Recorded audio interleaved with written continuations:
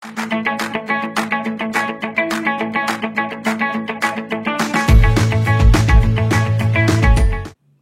semuanya, kembali lagi di channel Riri April bersama Riri Afrianti.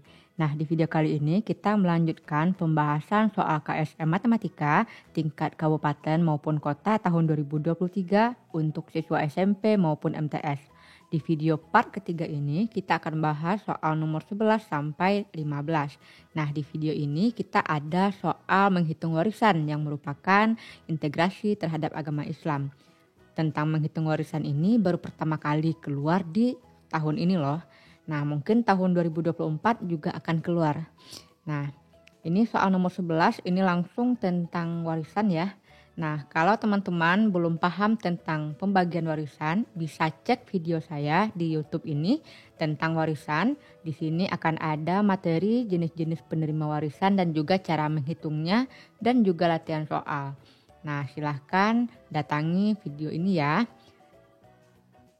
Nah, kita bahas soalnya. Seorang laki-laki wafat meninggalkan seorang ibu, seorang nenek dari ibu, seorang istri, 2 anak laki-laki, 2 anak perempuan. Harta yang ditinggalkan sebesar 600 juta, sedangkan hutangnya sebesar 114 juta. Selisih bagian yang diperoleh oleh 2 anak laki-laki dan 1 anak perempuan adalah. Nah, di sini kita harus paham dulu pembagian warisan sesuai dengan agama Islam. Nah, ibu dari yang meninggal itu dapat 1/6 karena ada anak ataupun cucu. Kalau tidak ada anak ataupun cucu, itu bagiannya beda lagi. Kemudian nenek dari ibu itu tidak dapat karena terhalang oleh ibu. Ibunya masih hidup ya, jadi neneknya nggak dapat. Sedangkan untuk istri itu 1/8 karena ada anak. Nah, ibu dan istri ini dikeluarkan dulu warisannya, baru nanti terakhir diberikan kepada anak, yaitu mendapatkan sisa yang mana anak laki-laki itu mendapatkan 2 bagian, sedangkan anak perempuan 1 bagian.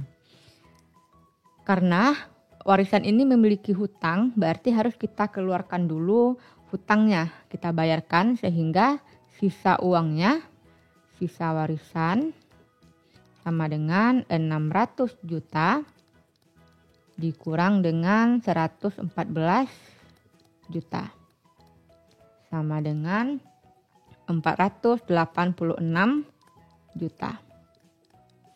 Lalu kita keluarkan dulu untuk yang ibu dan istri ini. Berarti penerima pertama sama dengan 1/6 bagian ditambah 1/8. Ini boleh kita samakan penyebutnya menjadi 24. 24 dibagi 6 dikali 1 hasilnya 4. Ditambah 24 dibagi 8 dikali 1 hasilnya 3. Berarti 7/24 bagian. Nah, sehingga sisa untuk anak itu sama dengan 1 bagian itu atau keseluruhannya bisa kita tulis sebagai 24/24 bagian dikurang 7/24. Sama dengan 17/24 bagian. Kalau kita cari uangnya, uang untuk anak ini berarti 17/24 dikali 486 juta. Sama dengan 344.250 ribu rupiah. Lalu keluarga ini memiliki 2 anak laki-laki dan 4 anak perempuan. Karena warisan untuk anak laki-laki 2 kali dari warisan untuk anak perempuan, maka ini boleh kita setarakan. Anak laki-lakinya kita kali 2 sehingga ini setara dengan 4 laki-laki dan 4 perempuan. Berarti pembaginya adalah 8. Karena anak laki-lakinya ada 2, berarti bagian yang 2 laki-laki itu sama dengan 2/8. Sedangkan bagian yang 1 anak perempuan sama dengan 1/8. Berarti sesuai dengan pertanyaannya, selisih antara 2 anak laki-laki, selisih 2 anak laki-laki dengan 1 anak perempuan sama dengan 2/8 dikurang 1/8 ya. Kita kali dengan uangnya. 344.250. Hasilnya adalah 1/8 ya. 1/8 dari 344.250.000. Hasilnya sama dengan 129.093.750. Jadi jawabannya adalah C. Kita lanjutkan untuk soal nomor 12. Rata-rata skor ujian 5 siswa sama dengan mediannya. Skor tertinggi adalah 9, sedangkan skor terendah 4. Ada 2 siswa yang memiliki skor sama. Skor ujian berupa bilangan asli. Jika skor 5 siswa tersebut diurutkan dari yang tertinggi ke yang rendah, maka skor siswa terbesar yang berada di urutan keempat yang mungkin adalah. Nah, di soal ini diketahui bahwa rata-ratanya sama dengan mediannya ya. Nah, kita bisa tuliskan datanya itu X1, X2, X3, X4, dan X5. X1 sebagai yang terbesar itu berarti 9, X5 sebagai yang terkecil 4, kemudian mediannya berada di sini. Nah, X3 berarti ini mediannya dan juga sebagai rata-ratanya nanti. Nah, pertanyaannya berapakah X4 yang mungkin ya? Nah, karena di sini penentunya adalah median, kita coba satu persatu. Nah, kalau mediannya itu atau X3-nya itu sama dengan 9, kalau ini 9, otomatis X2-nya juga 9. Karena mereka kan tadi berurutan, berarti 9, 9, 9 gitu ya. Nah, ini menyalahi soal atau tidak memenuhi. Kenapa? Karena katanya di sini ada 2 siswa yang memiliki skor sama. Kalau seandainya X3 dan X2-nya 9 dan ditambah dengan X1-nya juga 9, artinya ada 3 data yang sama gitu. Berarti tidak memenuhi ya. Nah, selanjutnya jika seandainya X3 sama dengan 8, maka mediannya ataupun rata-ratanya juga bakalan menjadi 8. Sehingga ini datanya kalau kita pakai rata-rata 8 sama dengan 9 ditambah data kedua yang belum tahu, ditambah data ketiga 8, kemudian data keempat ditambah data yang kelimanya 4/5. Ini kita kalikan, 8 kali 5 sama dengan 40, sama dengan ini hasil penjumlahannya 21 ditambah X2 ditambah X4. Sehingga X2 ditambah X4 sama dengan 19. Nah, di sini tidak ada X2 dan X4 yang memenuhi. Kenapa? Karena 19 itu minimalnya satu bilangan belasan dan satu bilangan satuan. Sedangkan nilai dari ujian itu pasti dari 1 sampai 10. Nah, karena nilai itu cuma dari 1 sampai 10, sedangkan di sini jumlahnya harus 19, nggak sampai gitu ya. Jadi tidak ada nilai X2 dan nilai X4. Nah, lalu kita misalkan lagi kalau X3-nya sama dengan 7, berarti median dan rata-ratanya adalah 7 juga. Berarti 7 sama dengan 9 ditambah X2 ditambah 7 ditambah X4 ditambah 4/5. Nah, ini kalau kita kalikan hasilnya 35 sama dengan yang ini 20 ya. 20 ditambah X2 ditambah X4. Sehingga X2 ditambah X4 sama dengan 15. Nah, karena X2 itu lebih besar dari X4, ini masih memiliki 2 kemungkinan ya. Yang pertama, X2-nya itu 9 dan X4-nya 6. Atau X2-nya itu 8 dan X4-nya 7. Hanya ini ya kemungkinannya. Karena yang ditanya X4 yang terbesar. Berarti kita pilih yang 7. Jadi jawabannya adalah C. Oke, kita lanjutkan ke soal berikutnya, nomor 13. Jika 8X pangkat X sama dengan 1/M dikurang 3/N dengan M adalah nomor urut surat Al-Anfal dalam kitab suci Al-Quran dan N adalah nomor urut Al-Halim dalam Asmaul Husna, maka nilai X yang memenuhi adalah.